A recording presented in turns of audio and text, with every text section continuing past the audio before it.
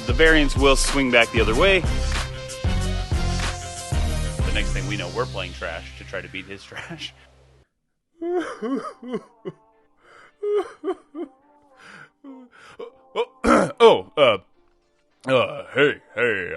what's going on? Hey, how are you guys?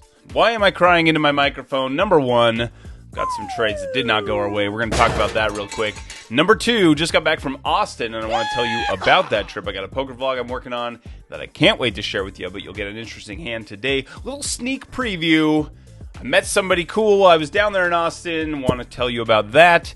And number three, I'm going to be giving you some advice. As a husband, whether you're a husband, a boyfriend, a fiance, whatever you are, I know that if you're watching this channel, according to the stats, there's a 97% chance you're a dude, and that means that you and I got a little something for you. I got something to share with you to make us better husbands. Here's one of the more interesting hands from the trip that I just took. I think you're going to enjoy it. Shout out to you, Aiden. Good to meet you, man. He is the main villain in this hand, and just a guy that I've been watching for a little bit. I can tell he knows what he's doing. He's playing well. He's making good decisions. And so I know he's the kind of guy who can both make a big laydown, but also can make some really strong plays. So this is a straddled pot, 1-3-6, and Aiden is straight across. You can see his chip stack here. He's got some black chips. I'm playing 700, and we're pretty close to even on chips, even though it looks like he only has a couple $100. Remember, there's a stack of black there. So we're playing about the same stack size. He raises to 20 over a straddled pot, and the button, myself, as the big blind and the straddle all make the call. So we go 4 ways to a flop, which comes down pretty good for our hand. King of diamonds, 10 of diamonds, 3 of spades. So we have a straight flush draw possible, and this is a good flop to go ahead and check and then see how everyone proceeds. So I check. It checks over to Aiden, who bets $30 into 80. This is a pretty small bet. I would expect that if you have like a ace-king here, that you're going to want to bet maybe a little larger. But that said, I like 30 if you're heads up. I don't know that I love it if you are sitting in this position with multiple opponents. But that's okay. He goes ahead and bets 30, and there's a call from the button. I go ahead and make the call as well, and the straddle's going to fold this one. So now we have a pot of about $170. The turn is the 10 of hearts. I check it over to him. He's going to bet $125. So he's betting a fairly substantial amount. This is pretty common to see this like 60%-ish pot bet. And I think this is a spot where I can take advantage. I'm going to be in a spot where I hold a lot more 10s than he does. He's going to have a lot of ace-kings here. And I think this 10 is really scary. So what I do is I check, and then I'm going to raise it up to $325.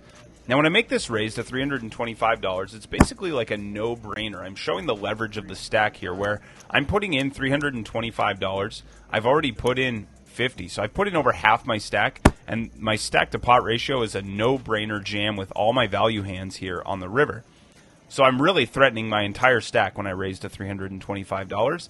And Aiden, I think, is the kind of player who can think about this spot, recognize the difficulty of it, and still make a fold.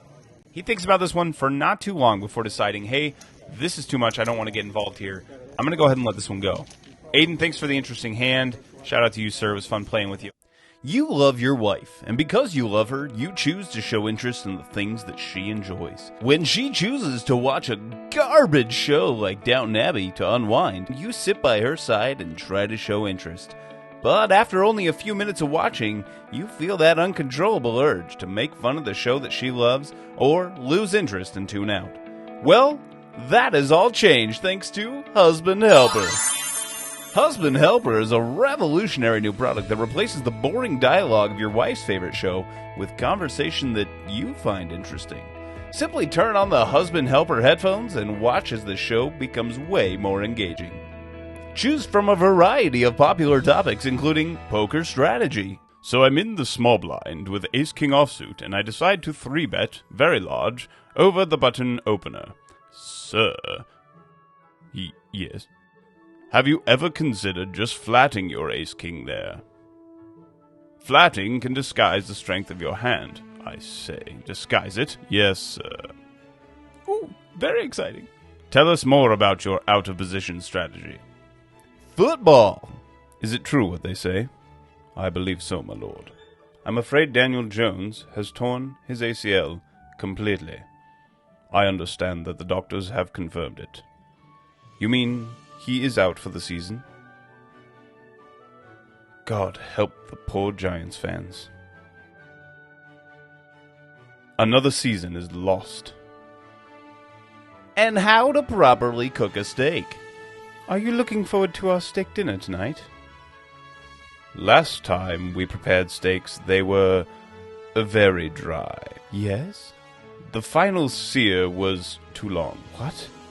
They can't have been. The chef was from Paris. I'm afraid the French don't know how to operate a smoker. In addition to all these great features, Husband Helper is also equipped with an audio tone every 3 minutes that will remind you to turn to your wife and smile and nod. With Husband Helper, you can show your wife all the support she craves without any of that pesky self-sacrifice. Here's the QQQ chart, and here's what we've been following. We have been going up and down through this channel. We're following it just as we are expecting. We're getting lower lows. We're getting lower highs. Everything's looking good. Right here, when it breaks through the channel, I said, hey, do what you wish, but I am buying. It goes lower for a bit, bounces off right here, and this is where the Fed started to say, hey, things aren't looking good. We're probably going to have to pause. You know, we might not be raising rates anymore. The markets look not so great. So bad news, right? The economy is not in good shape. Things are not going the way we want, but we might need to be done hiking rates. And the markets then go exploding higher, right? So they go way, way up. Not only do they break back up into the channel, but then they blow right through the channel. And as of right now, today, this is Tuesday, November 7th, we are above the channel. Now, there is some serious resistance here. So I'm going to go ahead and take that all those lines away. And there is some serious resistance here that we're going to take a look at. Again, we've got a pivot high here. We've got some pricing through the middle of this. We've got some chop here.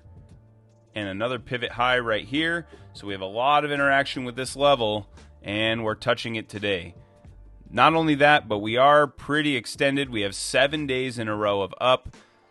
I'm expecting this to come back down, but I've sold out of this position at this point. Until it gets back into this channel, I'm not going to be buying. So if we come down and touch this, I'm not ready to buy. It needs to be it needs to close inside of this channel. So these two lines right here, if it doesn't close within it, I'm not interested at this point. Unfortunately, I'm sorry if you were in this one with me at this point, because we did get some of what we expected before that Fed announcement.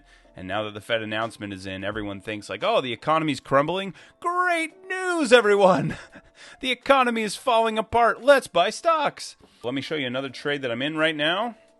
Here is 3M. If you're not familiar, 3M does like industrial stuff. So they have a lot of like personal protective equipment, earplugs, chemicals, stuff like that. They're just working in the industrial space a lot. And 3M just got absolutely hammered. So it hit 260 as a high when they were just printing money like crazy. In October, when everything was getting hammered, we had last year, we basically had this straight down move, kind of the COVID highs coming unraveled. And then we had it start to recover, but then a lot of lawsuit stuff going on. So they ended up settling the lawsuit, but during that process, this just got absolutely clobbered. But you can see that it's hitting like historical support for this low was over a decade ago. So this is a low point from over a decade ago, and it's now come down and kissed that support level and then bounced. So I bought here at 89. It had just taken a little bit of a move off that low, and I went ahead and took a position. And then, as of right now, we've made a little bit of money. So we're sitting at about $93. If I zoom way in here, I'm just going to hold it for a while. If I see that it's starting to drop off again, I'm willing to let it go. But it's kind of a free ride here for a little while now that we've got a little bit of profit.